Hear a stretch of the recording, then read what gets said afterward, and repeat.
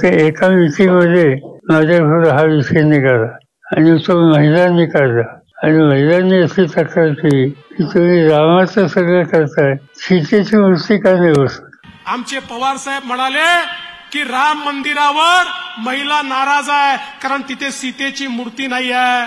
पवार साहेब, कदाचित आपल्याला माहिती नसेल, ते रामललाचं मंदिर आहे. रामलला म्हणजे बालराम.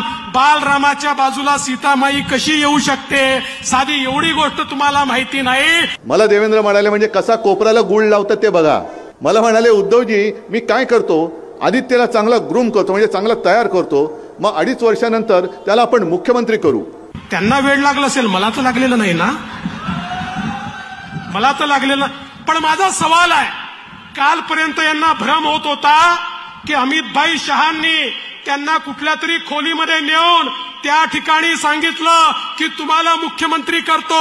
हा कालपर्यंतचा भ्रम होता. आता आज त्यांचा भ्रम बदलला. आज ते म्हणतात देवेंद्रांनी सांगितलं होतं आदित्यला मुख्यमंत्री करतो.